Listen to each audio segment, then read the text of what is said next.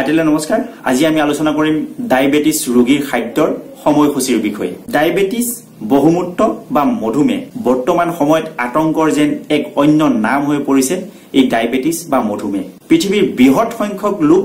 এই ডায়াবেটিস ৰোগত আক্ৰান্ত ভাৰতবৰ্ষক বৰ্তমান এই ডায়াবেটিস ৰোগৰ ক্যাপিটেল হিচাপে গণ্য কৰা হৈছে কেতিয়া কোন এই ৰোগত আক্ৰান্ত হয় তাৰ কোনো নিশ্চয়তা নাই দেশৰ জনসংখ্যাৰ প্ৰায় 8-10% লোক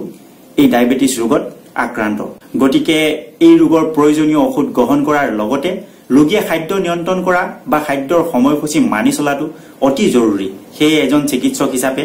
ডায়াবেটিস ৰোগীয়ে কেতিয়া কি খাদ্য খাব সম্পূৰ্ণ সময়সূচীৰ বিষয়ে জনোৱাটো আমাৰ কৰ্তব্য বুলি ভাবি আজি এই ভিডিঅটো প্ৰস্তুত কৰা হৈছে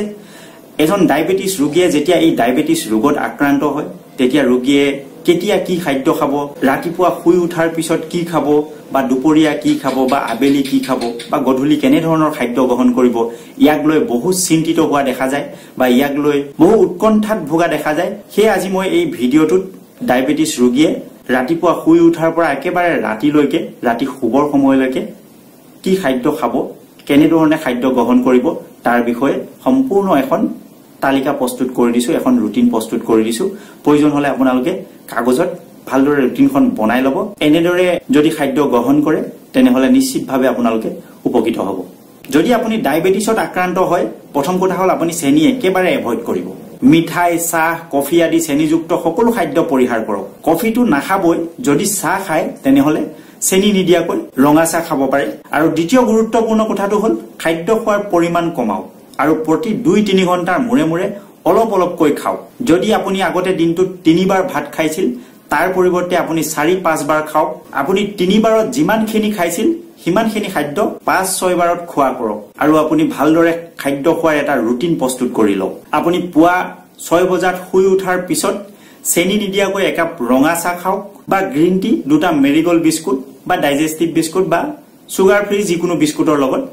খাব পাৰে পুৱা 9 বজাত 200 মিলিগ্ৰাম এটা কাপত 1.5 কাপ ভাত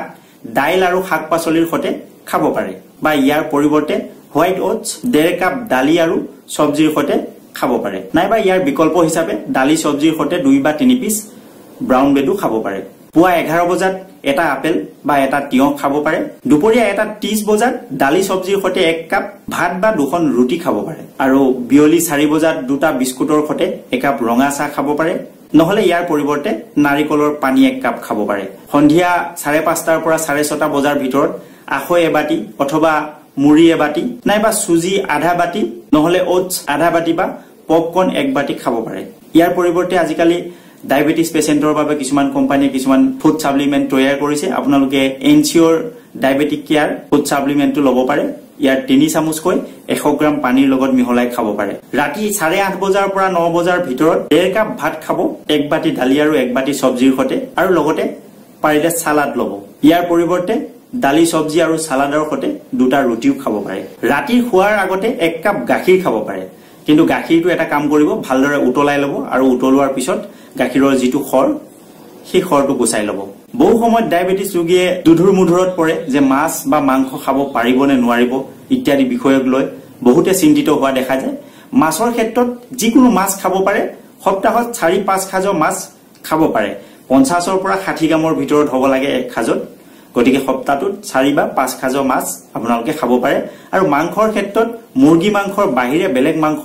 নাখাব মুৰ্গী মাংস সপ্তাহত 2 খাজ খাব পাৰে আৰু ডিম এক সপ্তাহত 3 পৰা 4টা ডিম খাব পাৰে কোনো সমস্যা নাই 3টা 4টা ডিম আপোনালোকে খাব পাৰে এনেদৰে খাদ্যৰ সময়সূচী মানি চলক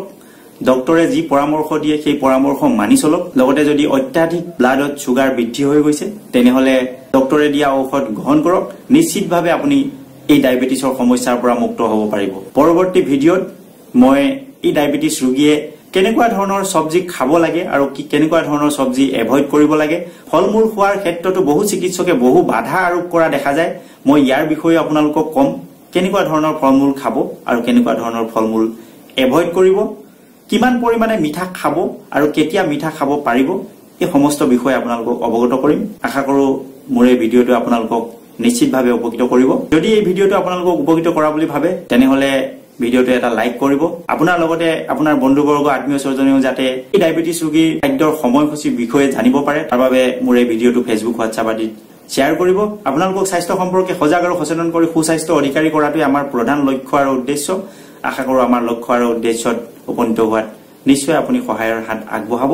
আজিলৈ আহো পৰৱৰ্তী ভিডিওত পুনৰ লগ পাম ধন্যবাদ